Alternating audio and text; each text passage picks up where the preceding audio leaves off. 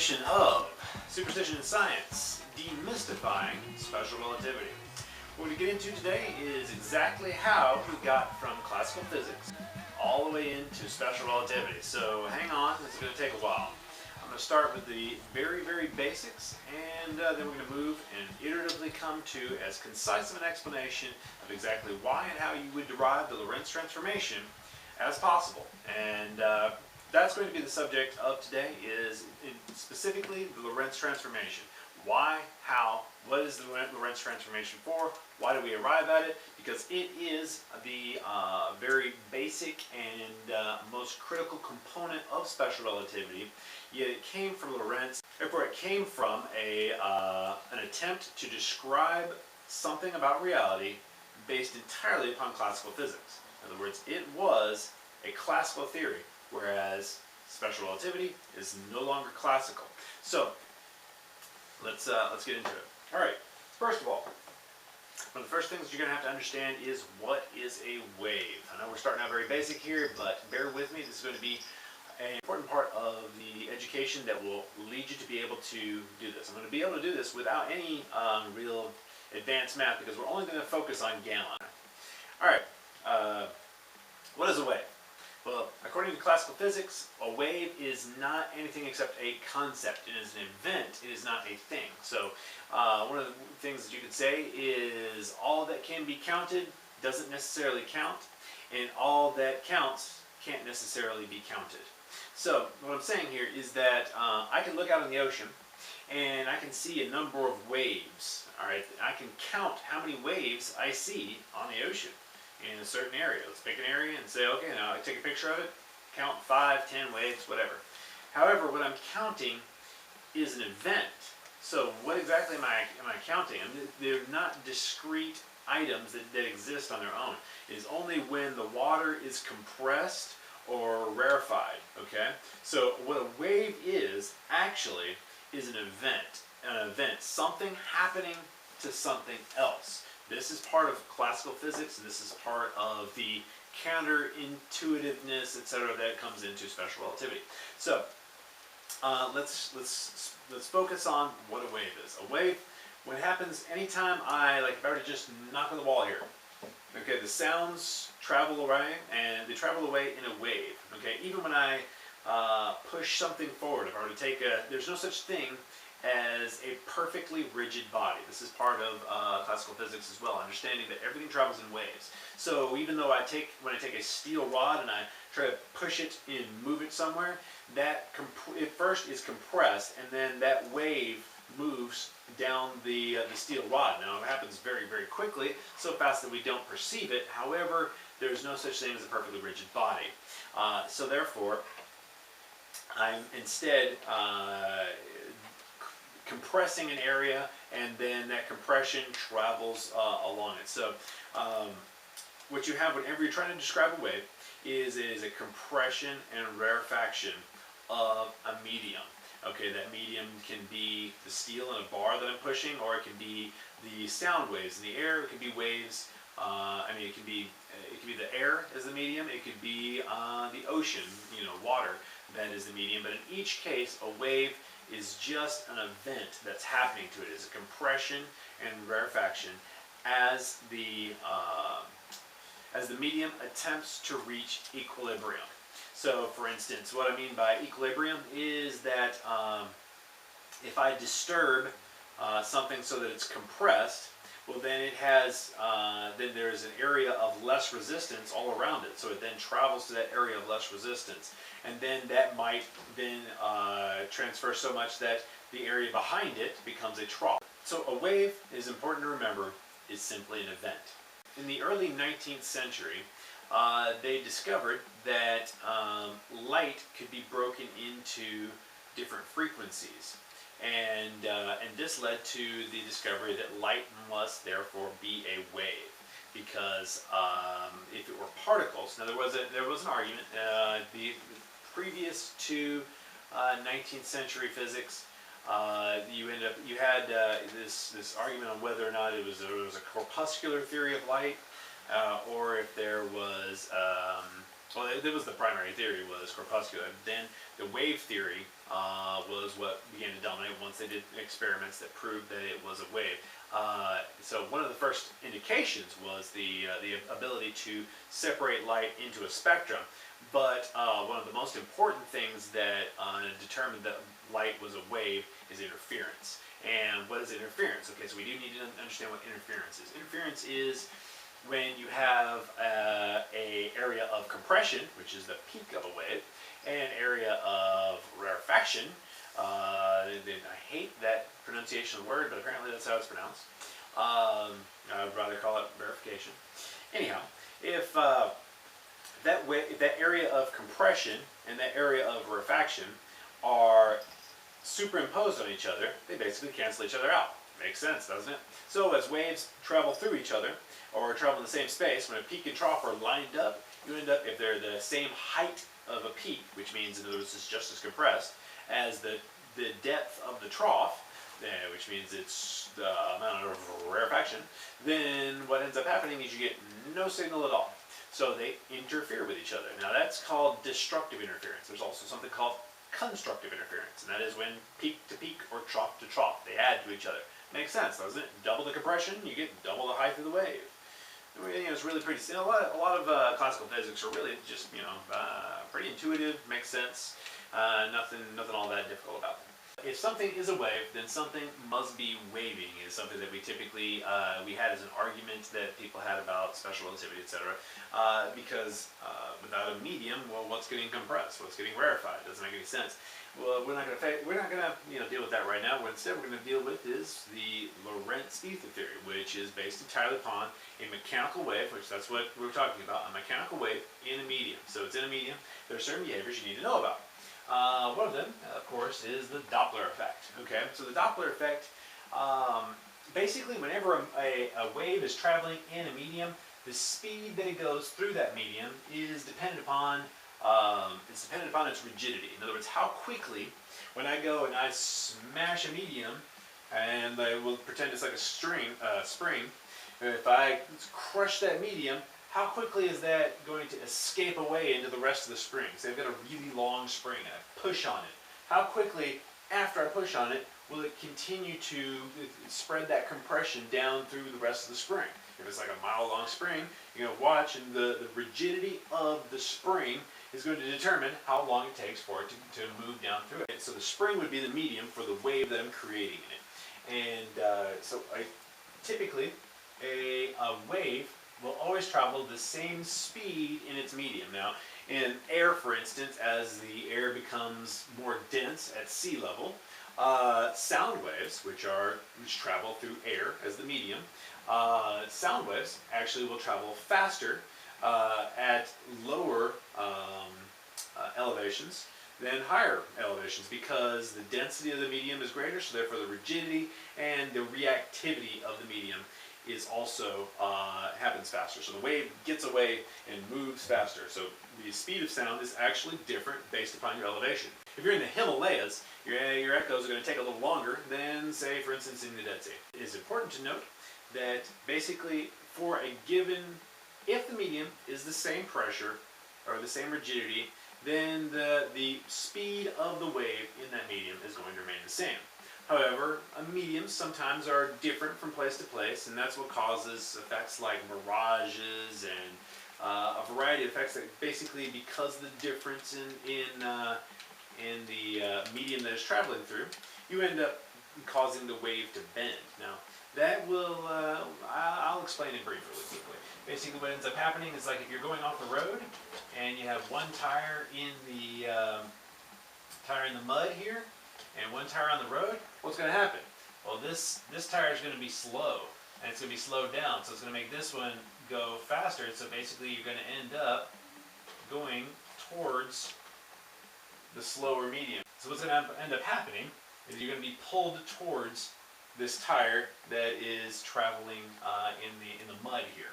And so that's kind of similar to what happens when you, with prisms, etc., is you end up causing a bend in the light, and so the light itself ends up going a different direction. Now, the reason why it splits off is because, well, light travels different frequencies of light travel at different speeds in a given medium. So like blue light, for instance, travels faster through a prism than red light does, and so it doesn't get bent as much. So it doesn't spend as much time in the prism. So there's a variety of effects, but for the most part, that is not all that important. It's just important to note that a wave travels in a medium, and typically, so long as the medium is homogeneous, it's pretty much the same throughout, then that speed is always going to be the same.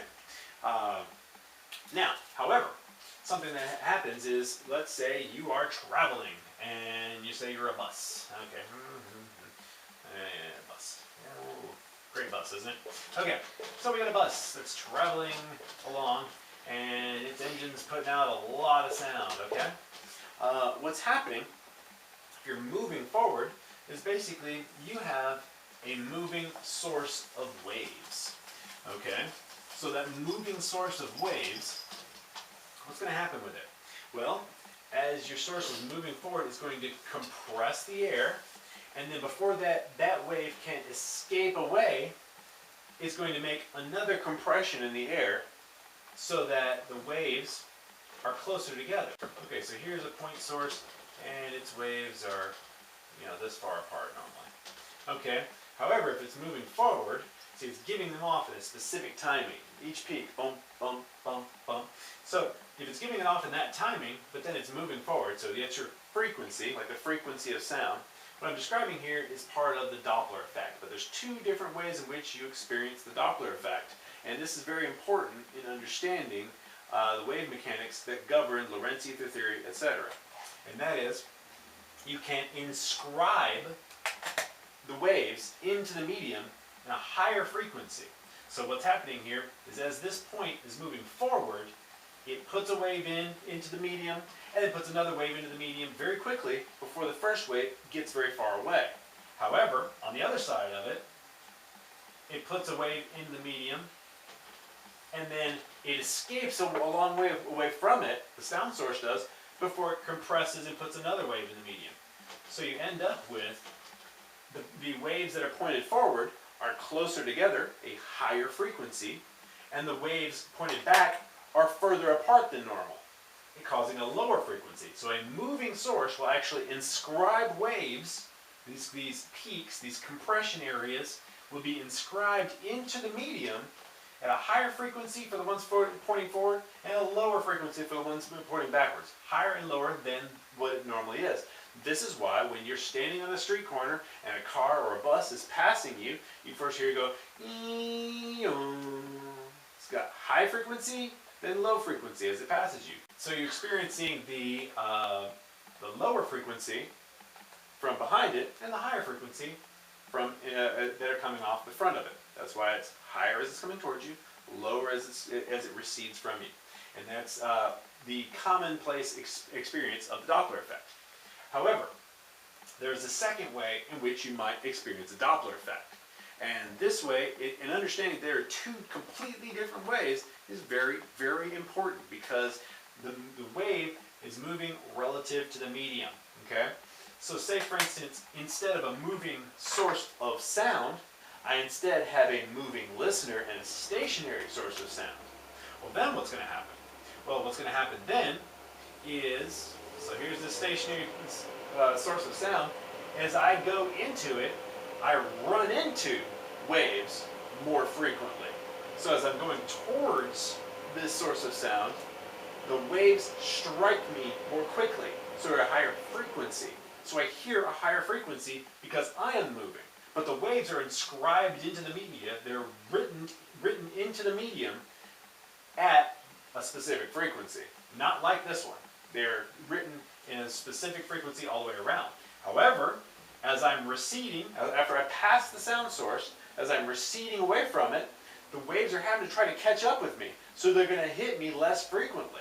So I'm going to hear a lower frequency. So my experience, whether I'm a moving listener or a stationary listener listening to something that's moving, is pretty much the same. As a matter of fact, the calculations are going to be the same. However, what's actually occurring is very, very different. Here, it's inscribed into the medium differently. Here, I'm simply causing my experience to be different. Okay, so it's important to keep in mind that waves travel with a medium. Um, they are only relative to that medium. That is a very important concept. So, for instance, if I were to take a cup of coffee with me on a plane, and then the waves that are in that coffee are going to travel at a certain speed. But if I were to measure how fast they're going according to the ground, well, they're traveling with this medium, and this medium is traveling. So it may seem like the wave speed is really fast, and you can see how if I calculated this completely wrong and didn't recognize that the medium itself was moving, then I would calculate the wave speed totally wrong, because the wave speed is going to be relative to the medium, whether it's moving or not. That's one of the reasons why you can still hear each other inside a plane, because you're carrying the air along with you. However, if you were in a plane traveling at the speed of sound and it were open, well, first of all, it would blast you apart, but if you're traveling at the speed of sound and somehow you can withstand it and you could yell at the person across from you, and it were an open, hollow tube so that the air could pass you at the speed of sound, you could yell as loudly as you like at somebody in front of you and they'd never ever hear you. And the people behind you would end up hearing something different.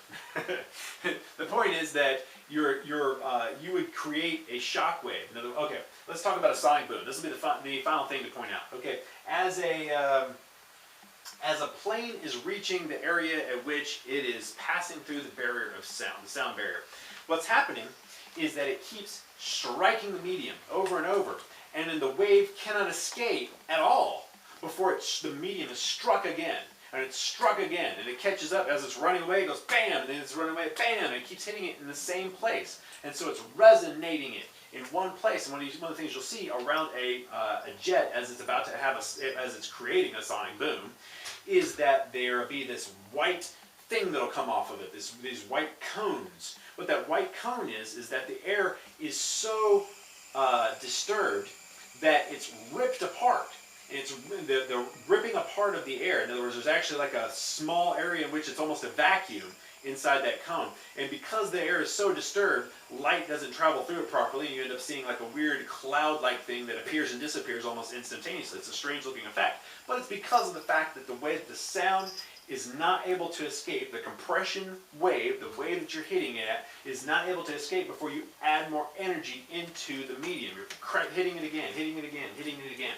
So that is what ends up causing a sonic boom, is that all of that sound is building up in one place. And so all the sound that you created, it's continuing to build because you're catching up to that one single place in the air, because the wave is only going to travel at a certain speed. If you're traveling right along with it, you're just slamming that air repeatedly. This is what creates a sonic boom. So, moving right along, why would we talk about all this in regards to mechanical waves? Mechanical waves are the only kind of waves thought to exist in physics prior to Einstein. Okay, the idea of a wave that exists on its own without any medium is a completely new concept, and it's only in Einstein's theory of relativity that even exists in reality. It's the only place in reality that we have a wave that doesn't require a medium. Okay, so that is one of the ways in which special relativity is utterly different than all the rest of physics. We know that light is a wave, and let's just stick with that, and the whole idea that light is also a particle, that is after Lorentz, so we're going to stick with a mechanical theory here that is what Lorentz was building. So, what is the reason? Why did Lorentz start to build this theory? Where did it come from?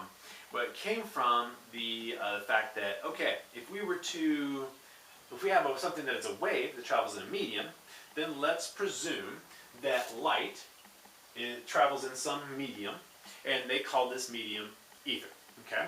And so if that is true, then just like, for instance, if you were to travel alongside a wave at nearly the speed of that wave, then you would hear it very faintly and very deep. It'd be a very low frequency, right? If you're traveling at nearly the speed of that wave and you're traveling beside it. So in other words, as you're traveling through the medium, that's important to note that you're traveling through the medium, and the wave only travels in accordance with the medium's stationary point. Wherever is stationary with the medium, maybe if you don't know that, that's what the wave travels according to. So its speed is relative to its medium because it's a compression wave.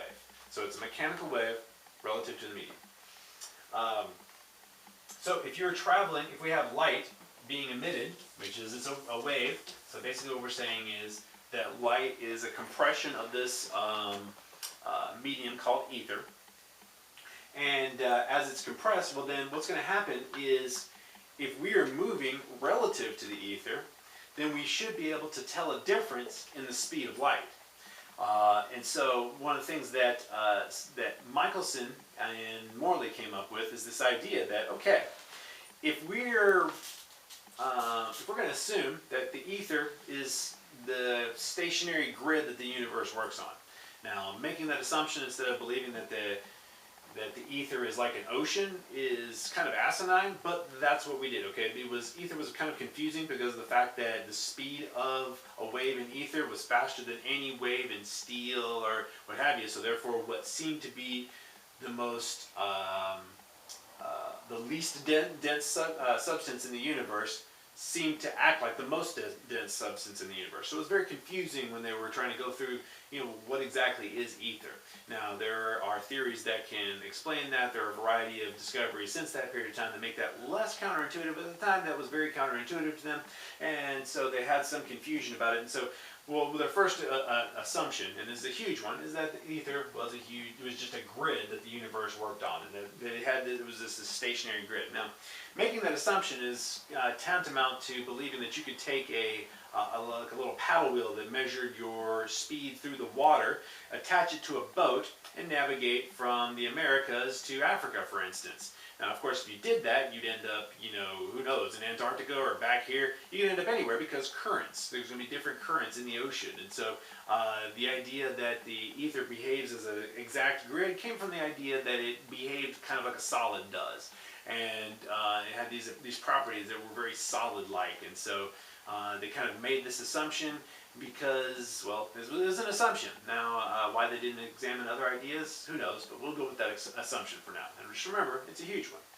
So, moving forward from there, if that is true, and we know, based upon our calculations of the moons of Jupiter, there's some neat stuff having to do with looking at the moons of Jupiter, you can look it up sometime, but we already knew that the approximate speed of the Earth around the Sun was roughly 33 kilometers per second, something like that, okay? Something like 33 kilometers per second. So, if we knew that was the speed around the Sun, then that means in light traveling through this medium, say for instance we shot a beam of light in this direction, well, in either direction, but let's say we shot in this direction, and let's say that's the direction that the Earth is going around the Sun. If we shot a beam in that direction, according to us, it should seem to go a little slower because we'd be catching up on it because it's traveling through this ether, and we're moving through the ether also. And however, and then the same thing is true if we shot a beam of light in this direction, instead of us tending to catch up to it and it seeming slower, instead it would be running away from us because we're moving through the ether in this direction. It would seem to be running away from us, so the light speed would seem faster. Now, that made Michelson come up with an idea. He said, okay, if we know that light's going to be different in each direction here, depending upon our motion around the Sun, let me make an assumption that not only is the Earth moving around the Sun's moving through the galaxy, and who knows, the galaxy's moving too. But I don't know if they even knew about multiple galaxies back then. But either way, the point is, they thought that the motion is definitely going to be at least 33 kilometers per second, and perhaps much larger than that. So, he comes up with an experiment to determine how fast our solar system is moving through the galaxy. That was actually, it wasn't just to determine how fast the Earth was going around the Sun. They already knew that based upon the moons of Jupiter. They instead want to determine how fast is our solar system moving. So it's got to be, at least this, and probably whatever it is greater than this or less than this, etc. That should help us determine how fast it's going. Pretty ingenious. But what's really ingenious is the way he figured out how to do it, okay? And this is, so how on earth, with light traveling 186,282 miles per second, with speeds that can go around the Earth 7 times in 1 second, how on earth back in 18 whatever did somebody come up with a method to measure just these tiny differences? That just seems impossible. Surely their equipment just was not capable of measuring something like this. However, Michelson was a genius. He was actually the first American Nobel Prize winner. And by the way, he never believed in relativity. So anyway, he came up with this idea that what we can do is we can take something called an interferometer. Okay, we're going to make an interferometer, and we're going to make it, he made it in this little cross shape, basically. And what we'll do is we'll set up mirrors, and I'll send light up and down this way, and then I'll also have that same beam split by a half-silvered mirror and travel back and forth this way. And then I'll have it come back, and I'll compare the two. Now, what is this going to do for me? Well, what it's going to do is if we're moving through the ether in this direction, then the light that goes here has to go upstream and downstream. Okay? So light's having to travel upstream and downstream. And here, it's just having to go cross-stream. So there's two different effects here. And one of them will be greater than the other. Now, he knew this. Mathematically, figured out that, okay, there's going to be a difference between the distance this has to travel and the distance this has to travel. So it actually comes down to distance. So that means that the arrival time of the exact same beam that we split apart, if we make sure that the distance between here and here and here and here is precisely the same, then the arrival time back here should be different if there's an ether wind. But still, you're like, wow, how on earth what? We're talking about red light is 600 nanometers, okay? In nanometer, there's a billion nanometers in a meter. So you're talking about just really tiny amounts of the size of a single wave of like red light, for instance. And so how on earth did he do this? Well, how he did this is he used something called sodium light to calibrate this. And in sodium light, at the point at which that these things are the exact right distance, you'll have this double fringe. It causes this double fringe. Now, what is a fringe? A fringe is the point at which there is the light interferes in a specific way. And we're going to have to get into that a little bit. So, what we're talking about is, here's an interferometer. We're sending light back and forth, up and down. We're comparing them. And how is it that you make sure that, first of all, the distance between these mirrors is perfect? In other words, the distance from here to here and here to here is exactly the same. Because he did this. Now, a lot of people don't know that Michelson did this. And he used white light as part of his interferometry experiment, but he calibrated it with sodium light. And so what he did, okay, so let's talk about a fringe for a moment. What's a fringe? A fringe, when you have, remember we talked about the fact that there's interference, okay? So interference is peaks and troughs lining up in a certain way. Well, what happens if I take the exact same light, if I can get this done here, if I take the exact same light and point it at a location, I'd say these are the peaks of the waves, okay, and then I take that same light, split it apart, have it go a distance, and then I bring it back in at an angle.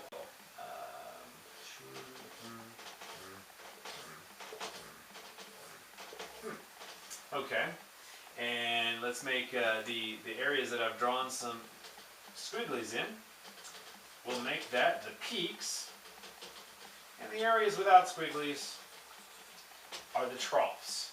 Now this is ingenious. This is where a lot of the genius is. See, the interference pattern across any, let's take a slice straight through some area here.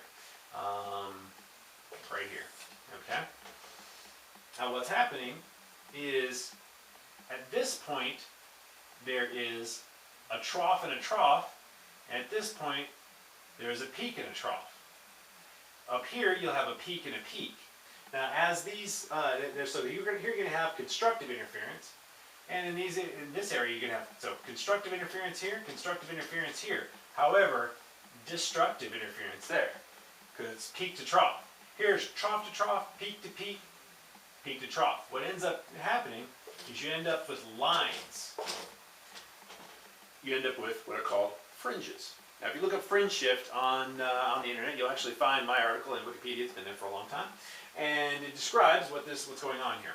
And so, what you have these lines of constructive and destructive interference that show up when you take this one specific light, split it apart, bring it back together at a different angle, and you can cause these fringes. Now, the funny thing is, these lines actually equate to a single wavelength of light. In other words, I can actually adjust the size of these lines, but regardless of how large I make them, which is dependent upon the angles that I have them at, they're always going to represent a single wavelength of light. And what I mean by this is, so say for instance, now these are going to be coming in at a certain, these are coming in and these are coming in, but now the way that they're lined up. Now that's another thing we need to talk about. Okay. The vocabulary word here is phase. Okay, what is phase? So a phase is we have two waves, the same frequency, and here they're in close to perfect phase. Okay. Now if I change where this peak is so that they're lined up peak to trough, I have changed their phase relationship. So the phase relationship, so when I first split the wave apart, so when I have a half-silvered mirror, part of it, let me talk about what a half-silvered mirror is. If I shine a light through something that is half a mirror so half the light bounces off and half the light keeps going through, that's a half-silvered mirror. And what happens is, if I were to make this, then let's put another mirror right here, and boing, and put another mirror right here, and bring it over here, and I'll put another mirror right here so that they line up again. Okay? Now, if the distance that this traveled was exactly the distance that this one traveled, let's say I ran it through a loop over here and stuff too, if the distances they traveled were precisely the same, they should end up in exactly the same phase. However, if the distances they travel are slightly different, then they should end up in a different phase. So now you should be starting to see how if the phase relationship changes, that's going to cause the position of one of these to move forward or back in relationship to the other. As these move forward or back in relationship to each other, what you have is these lines will shift back and forth. That is a phase, that is a fringe shift. So these lines are fringes, and the change in phase is going to cause these lines to shift back and forth, and that is what a fringe shift is. So in other words, I know if one of these has had to travel further than the other based upon this. Now, in a pure frequency, in a pure single frequency of light, like a laser light, the exact distance is not all that important. I can just kind of line them up anywhere here. You can see if I move this a whole phase that direction, will it look basically the same? It's not true of sodium light, which is why he used sodium light in this experiment. He used sodium light so that he would know exactly where to start, because if you use white light in this experiment, the fringes only show up in a small area. Now, all this is important in understanding the experiment, and that is important in understanding a variety of things, but I'm just going to leave that be for now. It's just good to know that the exact distance in his original interferometer was used, and he used white light. So, and there's a big difference between using laser light and white light. So now you understand Michelson's interferometer experiment. He wanted to determine if we're moving relative to the rest of the galaxy, our solar system moving relative to the rest of the galaxy, and the huge assumption that ether is exactly stationary, then we should have a difference between up and down my interferometer here, and back and forth my interferometer. So when light goes boing, boing, boing here, and then goes this way, and then we bring them back, compare them at an angle, I'll have fringes, and if one traveled further than the other, and I know that I've got them exactly lined up, if one travels further than the other, the phase will change, so therefore the fringes, those lines, will shift back and forth. So, based upon yellow light, he was able to determine how much a single fringe should shift.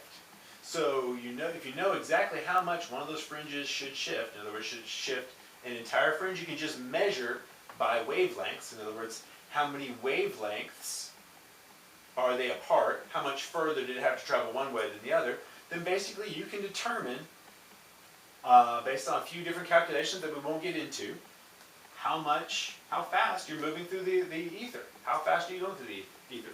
So that is the experiment. So, now that you understand the Michelson-Morley experiment, you need to understand that people believed it was null. Okay? By null, what this means is, when he did this little experiment, what people believe about that experiment today is that he received zero signal. There was zero fringe shift back and forth. And this is an absolute requirement for Lorentz ether theory and Einstein's special theory of relativity. There must be zero movement detected by an interferometer experiment like this. Now, whenever they do interferometer experiments in the lab today, sometimes they do them at colleges and high schools, they'll use laser light. Okay, the fringes don't move. So that seems to be proof that there was zero fringe shift, and zero fringe shift today detected by an interferometer experiment. However, I'll try not to confuse things very much, but let me right now say that there is a huge difference between laser light and white light, in such that laser light can be lined up anywhere in its phase, and white light cannot. There's only one specific center, and the fringes beyond it start to degrade very rapidly. So, in the experiments with laser light, what's happening is something called phase locking.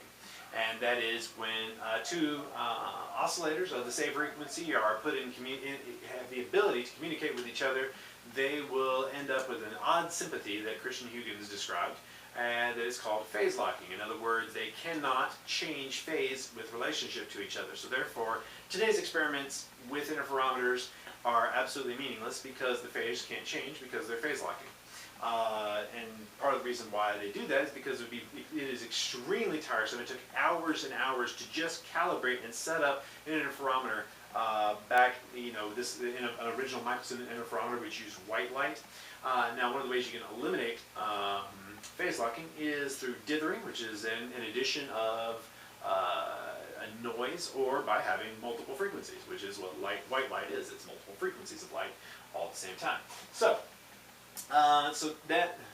modern day experiments are actually invalid in the question of special relativity. Only the older ones are actually valid. But here's the thing. So they determined that it was null. So we're going to not actually get into the fact that it wasn't null, but detected 10 kilometers per second. That's right. The experiment, the original Michelson-Morley experiment, detected 10 kilometers per second instead of 33 kilometers per second. So, the thing is, you have to understand a lot about interferometers to be able to know that a 10 kilometer per second reading and a 33 kilometer per second reading are vastly different. In other words, here it seems to be this is 1/3 of this. However, the number of fringes is roughly 1/40th the number of fringes as this would be. Okay, in other words, say this is 40 fringes, then this would be 1 fringe. It would only be 1 fringe. And the reason for that is something called a second order effect, and we can get into all of that later. Let's go back to the subject at hand for a moment and focus on that. And that is waves, okay? And so let's just assume that instead of the 10 kilometers per second that the original Michelson-Morley experiment detected, and numerous other experiments by Dayton Miller, instead we detected precisely 0, okay? Precise, exact. No sine wave of readings as one would expect as you turn the interferometer in a circle, which, by the way, Michelson had a sine wave of readings in his original paper. But instead, just random noise. That's what we're told it is. It was random noise. So we're going to go from that as a basis, okay? So that is our basis for trying to determine what's going on. Well, now, if you're going to continue with a rational perspective, then you must assume that something strange is going on. There's some sort of, we know that light is a wave, so therefore we know there must be a medium. So if there is no apparent motion with respect to that medium, there's one of two answers. Either we somehow drag the medium along with us, which doesn't make a lot of sense based upon a few different there's a few different things that lead people to believe that that is not a rational explanation. However, there are other explanations which now make that seem like a little more rational.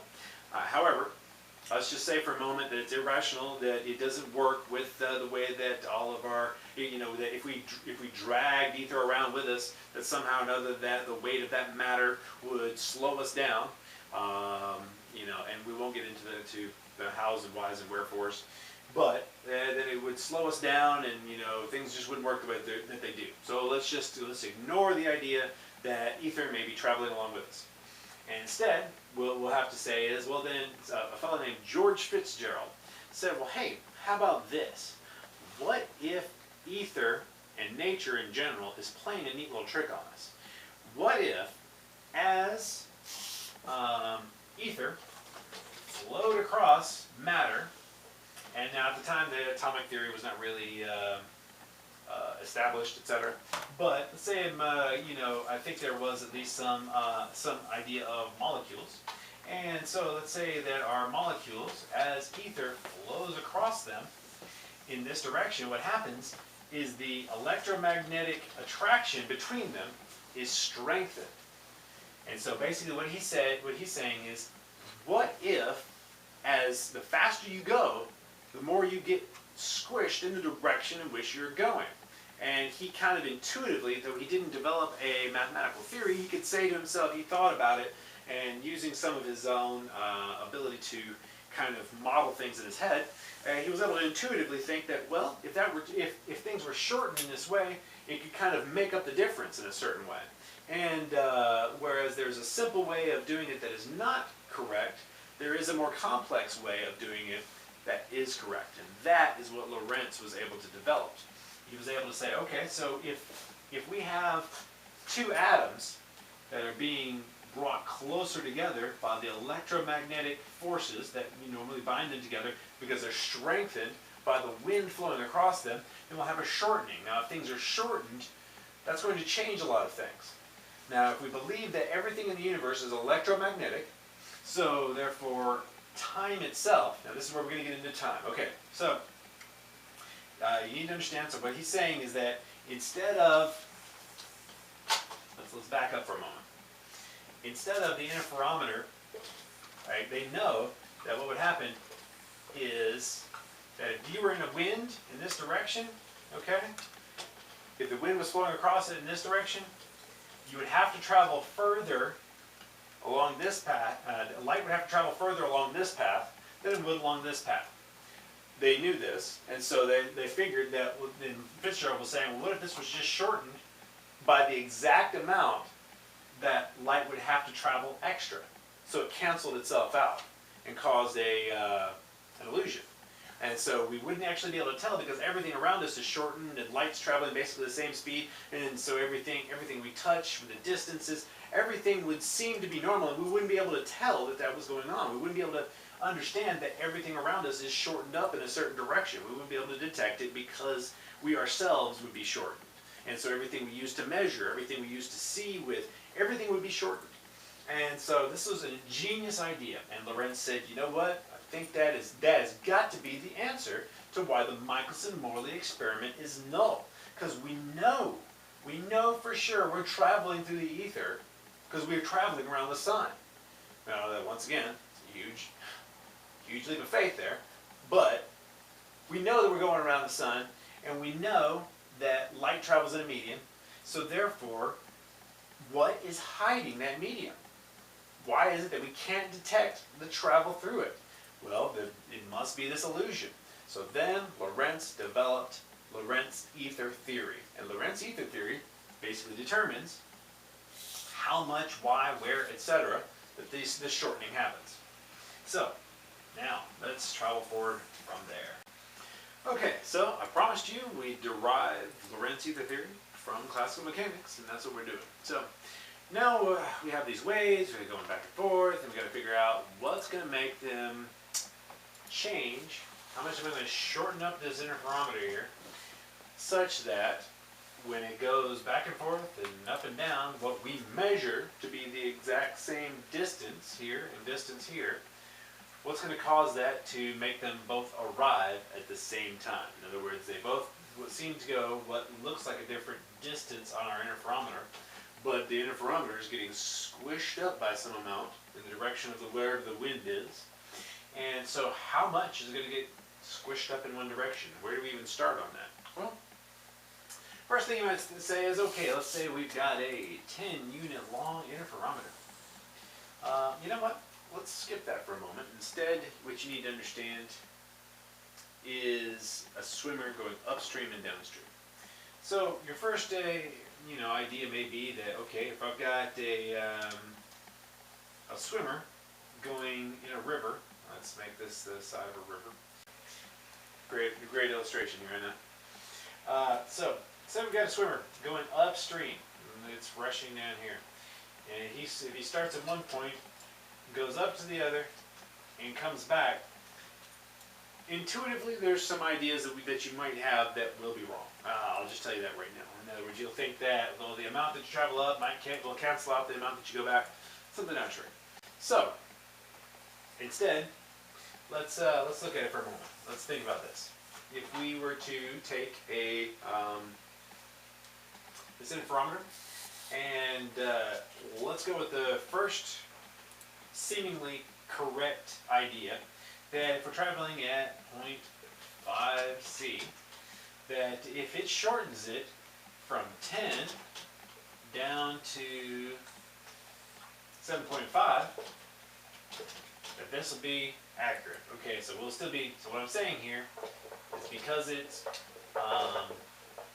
we're measuring it with a shorter ruler, we don't know it's 7.5, but it actually is 7.5 in comparison. This is what I'm talking about, the illusion. So that's what he's assuming. We don't know that our matter is being drawn together. We can't tell that, we can't see it, but it is still happening. So we need a calculation to say, well, is this true? Can we model it? Does it make sense?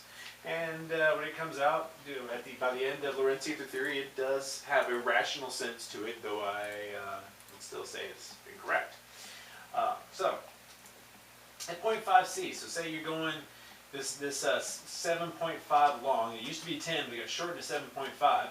So you're trying to travel upstream, and now normally, let's say it would travel this distance in 10 seconds. So then it would travel back down in 10 seconds as well, for a total of 20 seconds round trip.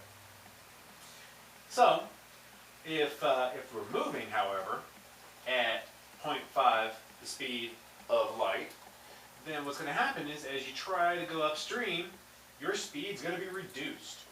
So if you're at the speed of light, that is, because that's what our swimmer is light, trying to swim upstream, up into the ether wind, because me moving through the air or air moving past me is relatively the same, except when we get into how waves are inscribed, etc., that we talked about earlier. However, it's roughly the same.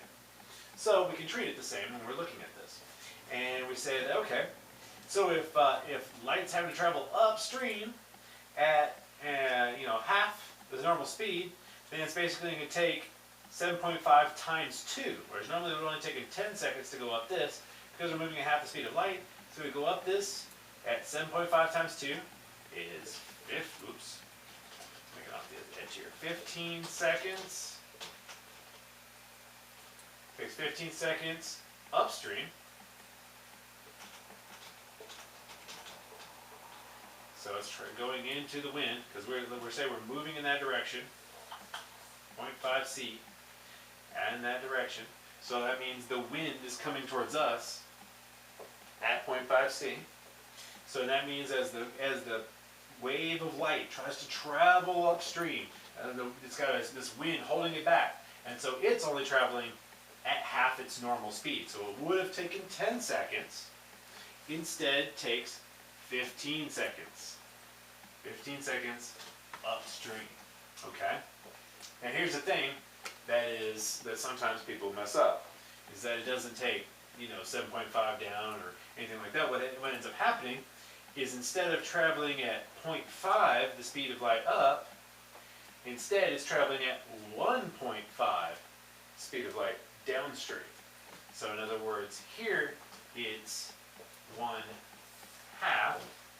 but then here it becomes 3 times, or no, excuse me, 1.5. Then here it becomes 1.5.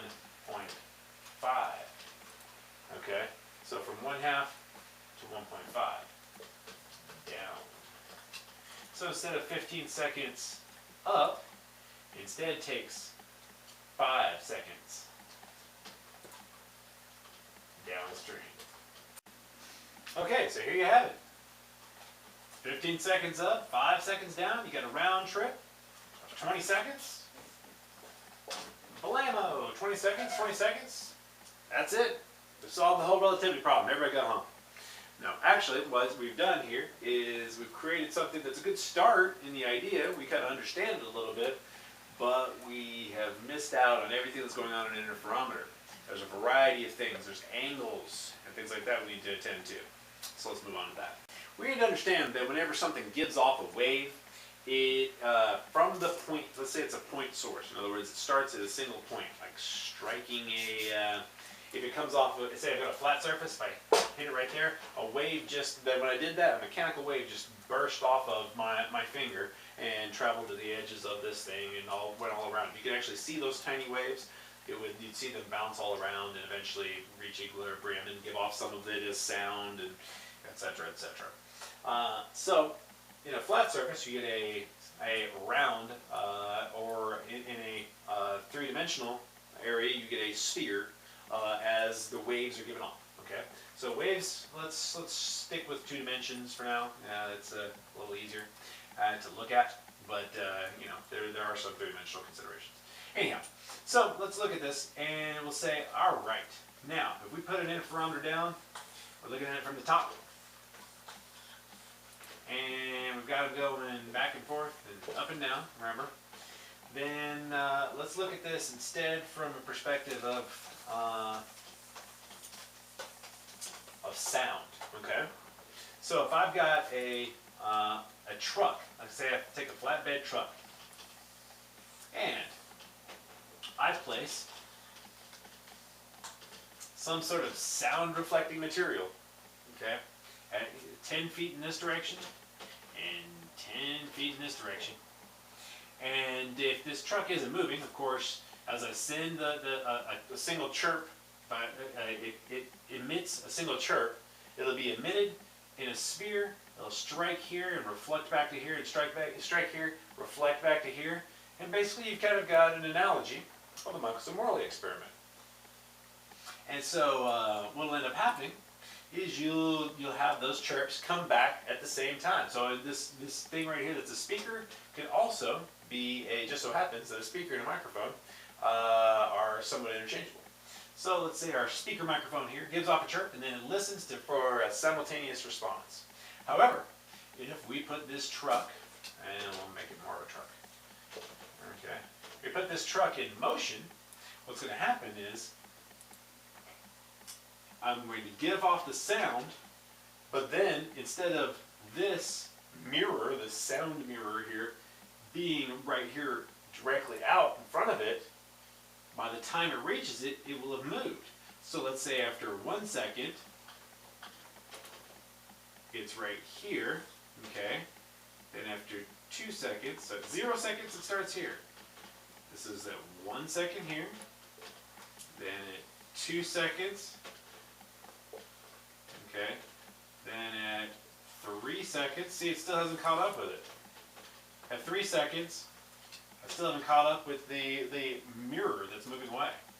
And then let's say at 4 seconds, it finally catches up with it. So then, that's going to then reflect back. So what you end up happening, what you end up having is a path that is a triangle. And there's only one point, only a certain number of seconds after the sound is emitted that it will strike this mirror that's moving. And so that's dependent upon the speed that you're moving. And this all seems pretty confusing at this point, but I'll clear it up for you. So there's only a particular angle that will actually have to be traversed here too. So what's happening is this mirror, you end up having to traverse an angle. Okay, that's one consideration. Now let's get on to the next consideration. So here's the thing. So what's going to happen is not only does it have to traverse this angle here, but when this would normally only have to travel this far, the mirror is constantly escaping from it. Let's say that once the truck is actually at this point, that's when the sound finally hits this mirror. In other words, it takes a long time for it to catch up to this mirror because the mirror is escaping from it as it's trying to catch it. Then once it finally strikes it, then it turns back around. All right, so one of the things that's going to happen here is that it keeps having to try to catch up with it, and so it's finally going to strike it when the truck was like roughly right here. It was with the mirror at this position instead of where it is once it finally gets there. So it goes up, finally it strikes the mirror, and then whoops back, and because it's going back in this direction, it traverses it faster, because as you remember, in our other calculation, it took 15 seconds upstream, and then only 5 seconds downstream. Well, the same kind of thing is going to happen here. So the upstream is going to be the biggest component of it. And so it's traveling upstream, trying to catch that mirror, and then finally hits it, and wham, goes back. So that's going to be what happens is you're going to have two different paths, each one of them having its own little weird, convoluted thing that's going to have to go through to actually come back to this point of origin, the microphone, which also happens to be a speaker. And the thing is, the distance along this triangle and along this leg are just vastly different.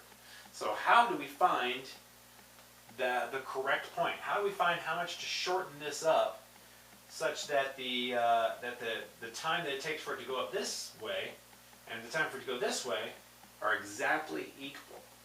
That's what we're going to pursue here, is we need to find a way to make it so that when we shorten this, and then it's like, well, wow, because then what angle is this one going to be at? And once you shorten it, and then it seems very confusing, very daunting, but I've already gone through all that for you. You don't have to go through it. You don't have to worry about it. So I'm going to clarify it for you. So here's the thing. What you have to think of is relationships of speeds. Okay? So what's happening is your point of origin that you have to return to is traveling along at a given speed. Okay? And that would be the motion of your interferometer along the planet, whatever, whatever device it is, your measuring device is traveling this at a given speed. That's 0.5 c. Then instead of worrying about the length this way, let's look at the triangle first. Because as it turns out, that's the only thing that's relevant. Because there's only one point at which it will reflect. And there's only one angle at which it will reflect. I'll demonstrate that. So, here's the thing that makes it easy to understand without skipping. Now you can go and look at this from a variety of angles, and I'll tell you right now, you're not going to come to the right conclusion until you follow some logic similar to this. And that is, if this is 0.5 c, then we need to, first of all, we need to look at the other leg. Okay, so this right here is the motion of detector. Motion of, well, let's just call it the experiment. Okay, and this is the signal. Okay, the signal is moving. So the signal, we know the speed that it's moving, and that's at 1 times c. Okay? So if the signal is moving at 1 times c, and this is moving at 0.5 c, all we need to do is set up a right triangle. Okay? So that means the length of the hypotenuse to the length of this leg needs to be the relationship of the motion of the experiment to the speed of light. So if the motion of the experiment is 0.5 c, that means the length of this leg will be half the length of the hypotenuse. Okay? This leg remains the same length. Whatever our original experiment was, this leg remains the same length. Now what we've done is we've reduced this problem to ratios and Pythagorean theorem, I suppose, but predominantly just a little trigonometry. So here's the thing. So we know the length of this at 0.5 c is going to be half the length of this. All right, we know that automatically because the relationship between the two is going to be the relationship of the speed of light. If that's true, then that means we just along this line we can just like taking two sticks. We take two sticks, one's twice the length of the other. There's only one particular angle. I don't know. Let's take there's only one particular angle at which it's going to actually line up. And say, like, see, my hand is let's say that's one thing. Well, if I want to make it line up on the on the perpendicular here, then there's only going to be one particular angle at which this length here and this length here will create a right triangle. All right, so it's the relationship between these two is only going to create a right triangle at this specific length. Okay, so in other words, they have to be the same. These things have to be in those relationships. So that means there's only one angle at which it will ever strike a mirror that is moving in this direction. So what I'm saying is this mirror is moving in this direction, all right?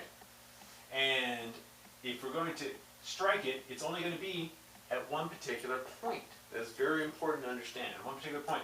So that means this angle is dependent upon the relationship to c, and therefore this angle remains the same, okay?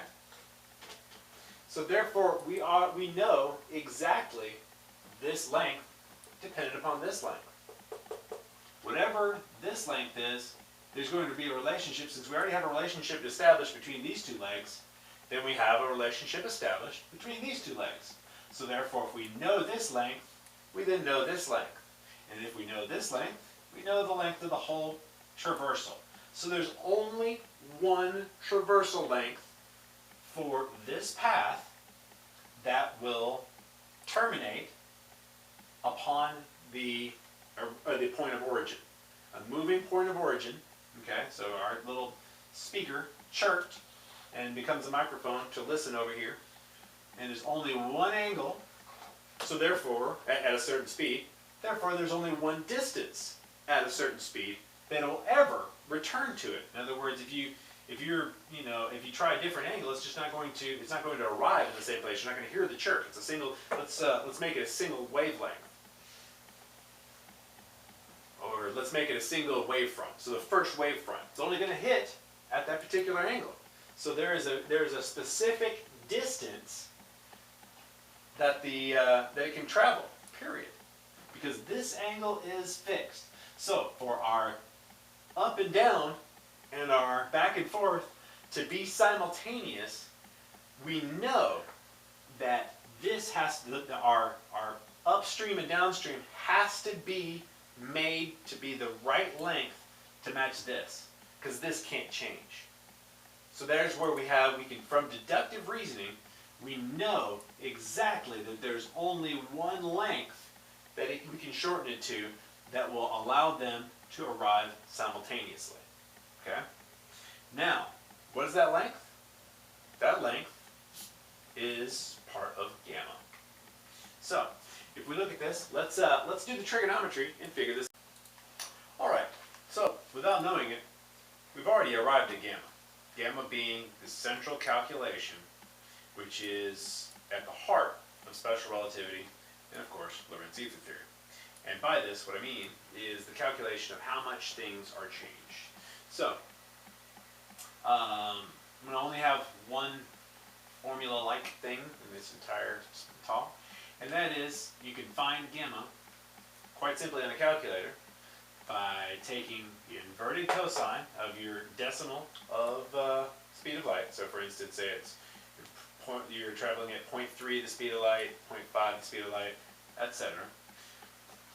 Inverted cosine, 0.5, so the sine of that result ends up giving you the, well, gamma, the inverse gamma, but either way it gives you gamma.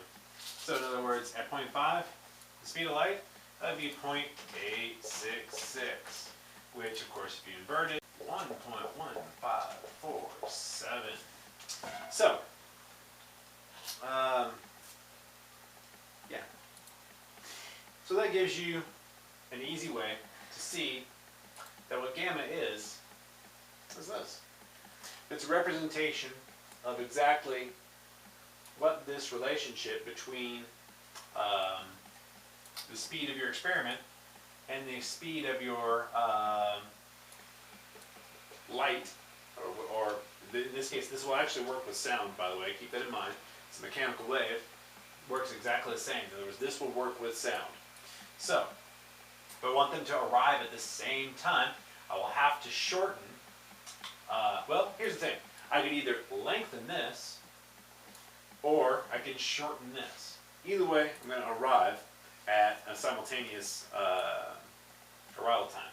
And I could lengthen this to, I believe it's, if I lengthen this by 1.1547, make this, let's go from 10 to 1.1547, it'll end up arriving here at 13.333, or 26.666, whatever.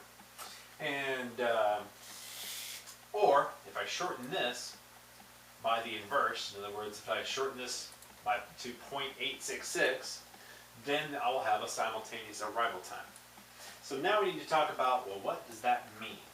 So now, the exact same events, all right, so it's going to go up and back, and this one's going to go forward and come back, and what will end up happening is it'll, to make sure that this path length arrives back at the right time, if we make this shortened from 10, okay, let's make this 10, and this one 8.66, okay, we shorten that leg of the interferometer, or shorten whatever, to 8.66, then what we're going to end up happening is, as it's moving at 0.5 C, this will go up and come back, and this will go up and come back, and they'll reach the origin point at precisely the same time. However, it will take longer for both of them. Instead of taking what would have been, let's say if it travels at 1 unit a second, it would be 10 up and 10 down, it would be 20, and if it weren't moving, it would 10 up, 10 down, it would be 20. You know, instead of it taking 20 in both directions, it takes 23.094, or 11.547 each way. Okay, you understand that? And so what ends up happening is, yeah, so that means this, by the way, would be 11.547. And this distance, actually, it doesn't matter, you can work it out yourself. And it ends up, the way it shares the distances is a little different, but it comes out, do it yourself. Point is, we've come to gamma. Now, there's some other issues that we still need to cover. What exactly does that mean? All right, now that we've arrived at this number to describe the only way that you can have a simultaneous event in a physical system, in a mechanical wave system, is if it's shortened to this, by this amount, by this formula right here, this simple formula to arrive at gamma. And of course, it'll change from one speed to the next. If that's the only way to do it, well, what does that mean for that observer or that person that's moving? Okay. So one of the things that we have to keep in mind is that this whole theory is also based on electromagnetism, and you have to realize at the time Maxwell's equations only gave us this. Okay. perfect circle. In other words, it gives us only how waves change, etc., as they radiate out from a point source that is not moving. Okay? There's no motion accounted for in Maxwell's equations at this time. So that means that if we're thinking about a mechanical wave and it's a moving point source, then why is it that we need to develop a theory that we would name like on the electrodynamics of moving bodies? Would be because the fact that you're going to end up creating this shape if it's moving in that direction. So our point source will create these shapes that are different, and there was no mathematical formula to describe that at the time. So Lorentz was attempting to fit this idea in with this idea as well. Now there's a lot of implications that come out here. It has to do with this. It all comes down to Pythagorean theorem, the relationship of triangles, of course, and therefore the relationship of triangles and Pythagorean theorem also comes down to the area of circles. And these circles that are changed in certain ways have a relationship to this system of looking at these angles, etc. I'm not going to get into all of that in this set of videos. Actually, I may do this in my book. But for now, we're just going to say that these things are relative. They are part of what Lorentz was attempting to, where you have to look at a theory of everything. Okay? But let's get back to the more simple things. Okay? So, more simple, what's going to happen? Well, now we know that the total round trip of a shortened experiment that's moving is no longer, say it would normally be, okay, to travel up this 10 by 10, but normally to go up and back would be 20 seconds. However, now we have this experiment, it's moving through the ether, it's being shortened to 8.66 and 10, and what it's being shortened by, this trip right here is taking 23.094 seconds. So both of them are taking longer. Now, if we believe that electromagnetism is the source of everything, say for instance, well, looking at it right now, we say that time is governed by electromagnetic interactions. In other words, how long it takes for a wave to travel physically from atom to atom, or from molecule to molecule. They're not physically touching each other. So the way they interact with each other is electromagnetically. So therefore, the electromagnetism has to propagate from one molecule, one particle, to the next. And so the speed of that propagation is going to govern how everything reacts, how everything acts in general. So therefore, it's going to govern time. So that means, for instance, cellular processes, you name it, all of them are governed by the speed of light. Now, if it takes longer, because you're moving, for you to send a signal from one atom to the next and back, and that total round trip, instead of taking 20 seconds, as it normally would, because these two atoms moving together, as they're trying to communicate in whatever way through electromagnetism because they're pushing on each other, whatever. If they're traveling forward, they're going to take 1.1547 more time. Okay? So it's shortened by 8.66, okay? But the period of time that things take is 1.1547. It takes longer. The entire experiment of going up and back with this shortening procedure takes longer, so therefore electromagnetic interactions take longer. Therefore, that means that time will happen slower. Now this is kind of a little bit counterintuitive because, okay, so 1 second takes longer. It takes longer for that whole second to execute In other words, a single interaction, a single, in a stationary perspective, it'll only take 20 units of time for a single electromagnetic interaction between two particles. Like this are two little particles over here. They interact, swing back and forth. Whereas when it's moving, it takes longer. So that single interaction takes a longer period of time in comparison. Comparison between the two, so a second actually is longer. So if you live for 20 seconds here, it's going to be 1.1547 more seconds here. It's going to take 23.094 seconds in this frame.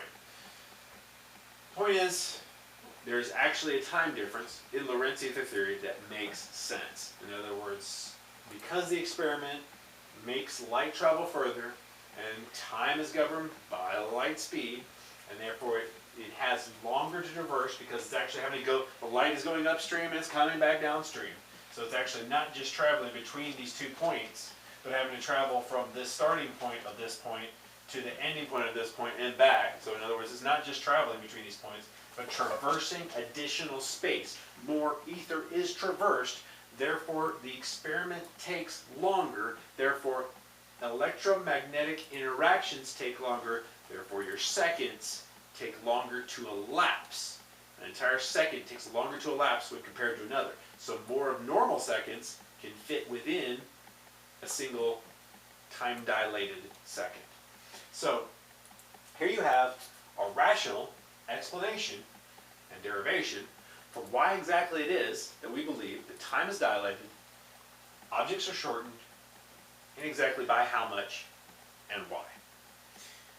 However, now upon understanding this, special relativity makes no sense.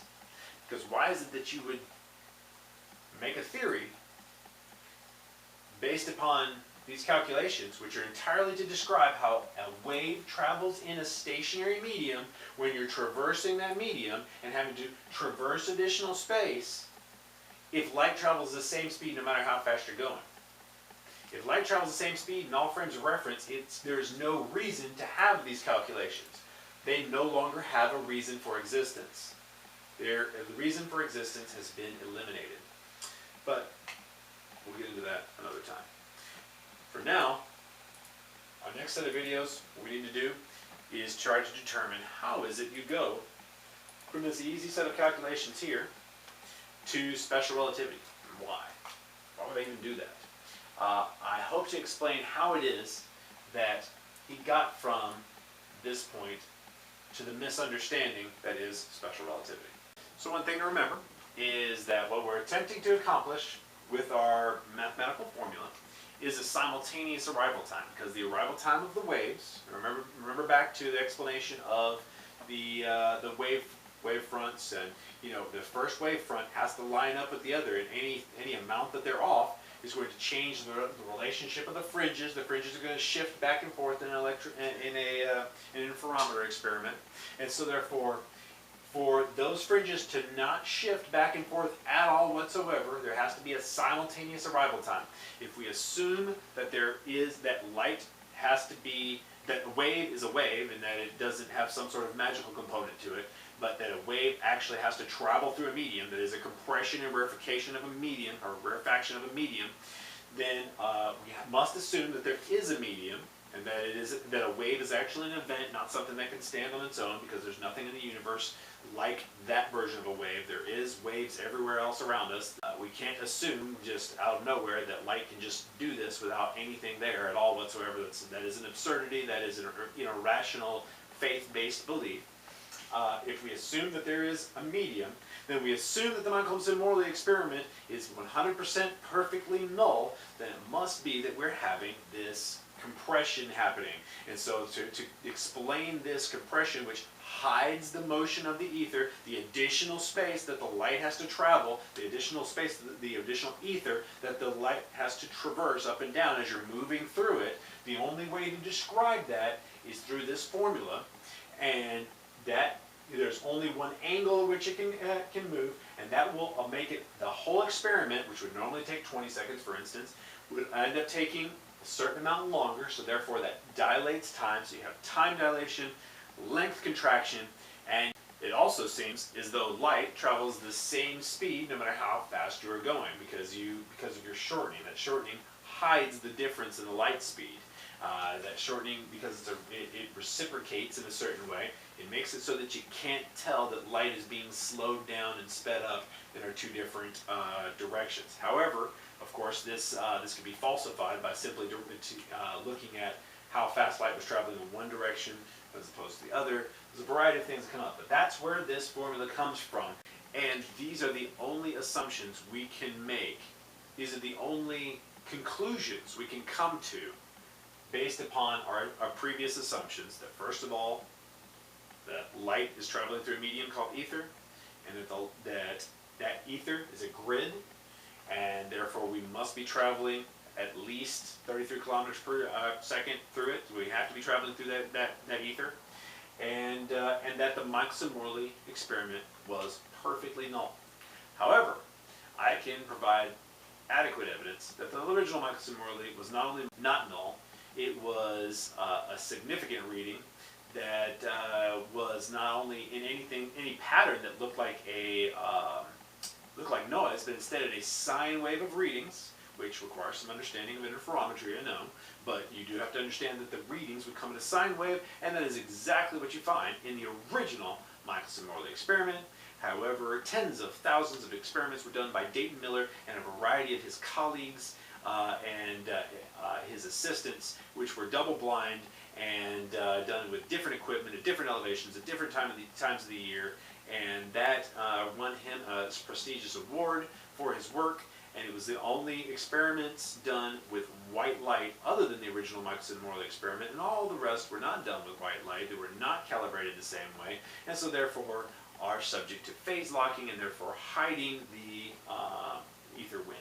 So what we have here is an explanation of how we arrive at Lorentz ether theory, as well as some hints as to how it is that we might need to re-examine special relativity.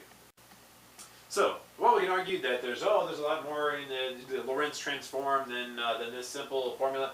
It is still the basis. Okay, well, you do have to do more to deal with the electromagnetic emanations and a moving point source and all of that, but all of that is irrelevant because of the fact that this is the calculation, and I've given you the reason why you come to this specific calculation, this specific relationship. Why is it that we have gamma? Where does gamma come from? Why is it correct? Where does it come from? Why is it correct? There's only one answer to that question. I have given you that answer. Find another answer. Give me another answer why gamma is correct. Why? Not that it is, or there's this proof, these experiments. No. Why? Where does it come from? Why did we develop it? How did we come to that conclusion? I've given you how we come to that conclusion. There is no other way to come to that conclusion. That is the essence of Lorentz ether theory, and therefore the essence of special relativity. However, if this is the essence of special relativity, we've got a problem.